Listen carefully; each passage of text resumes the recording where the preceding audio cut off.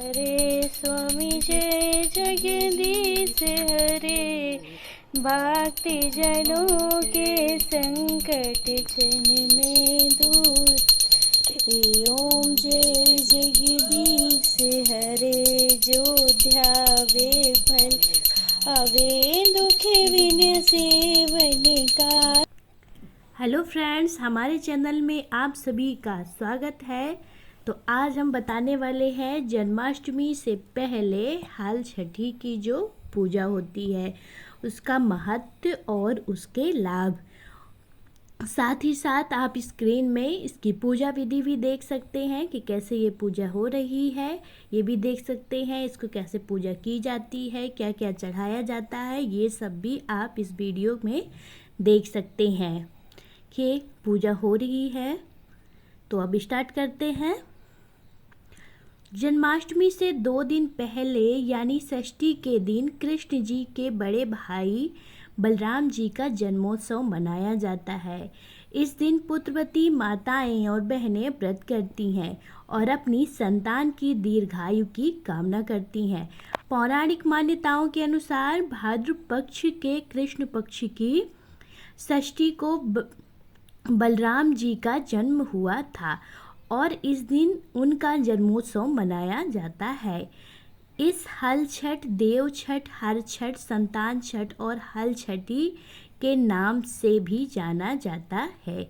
यह व्रत हर छठ, देव छठ, हल छठ और हर छठ और संतान छठ और हल छठी के नाम से भी जाना जाता है। कहते हैं कि हर छठ का व्रत करने से श्रेष्ठ संतान प्राप्त करने की कामना पूरी होती है। इस साल यह व्रत 28 अगस्त शनिवार को पड़ा है।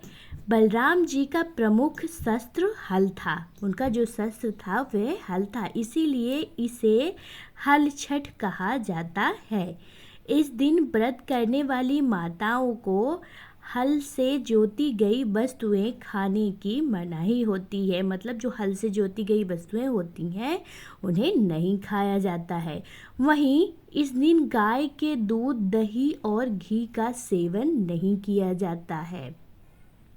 इसमें गाय के दूध, दही और घी का सेवन नहीं किया जाता। इसमें भैंस का दूध, दही और गौर भी भैंस के गोबर की भी बनती है। उसमें दूध, दही, घी, गोबर ये सब भैंस का ही प्रयोग किया जाता है। तो आइए जानते हैं हल छठ व्रत की पूजा विधि।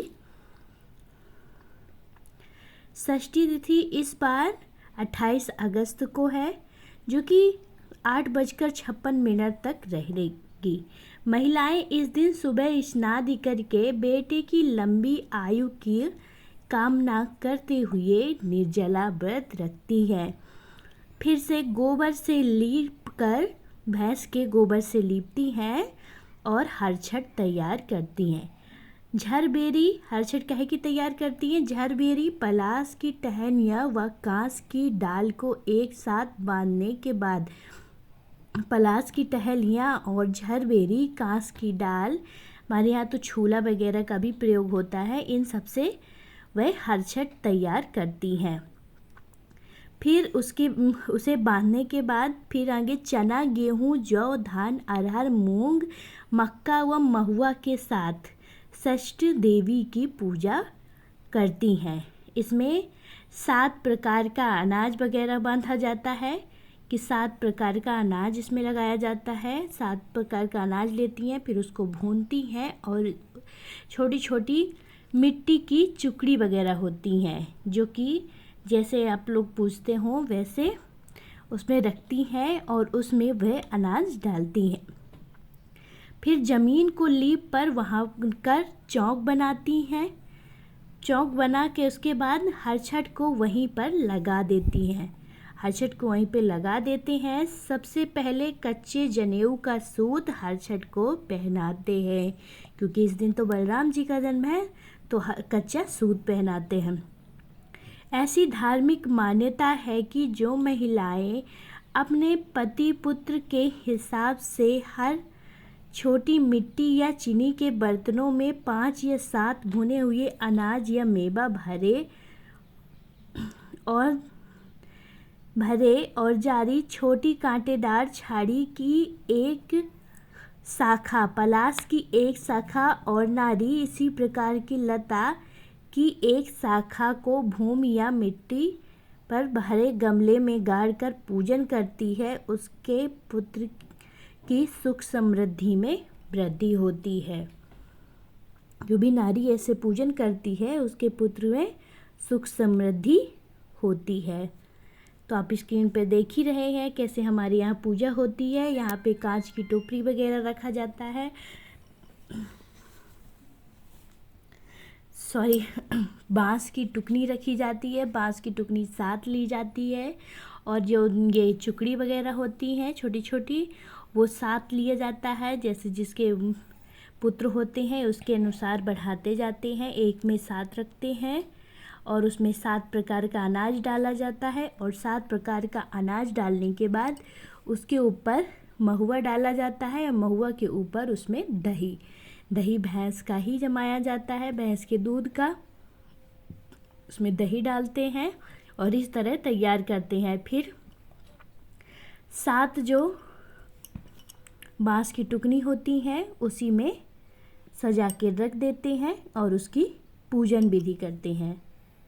देखिए हमारी पूजन विधि चालू है और इसमें चढ़ाते हैं चूड़ी वगैरह और ब्लाउज़ की फीस हो गई, साड़ी हो गई, राखी वगैरह, फल फूल ये सब चढ़ा के पंडित को दान करते हैं।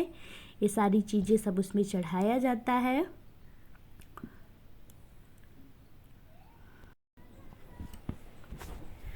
फिर पूजा करने के बाद जब ये सब चढ़ा देते हैं इसके बाद 7 या कि 6 महुआ के दाने लेके भमरी लगाई जाती है। उतने बार भमरी लगा के इनको चढ़ा दिया जाता है।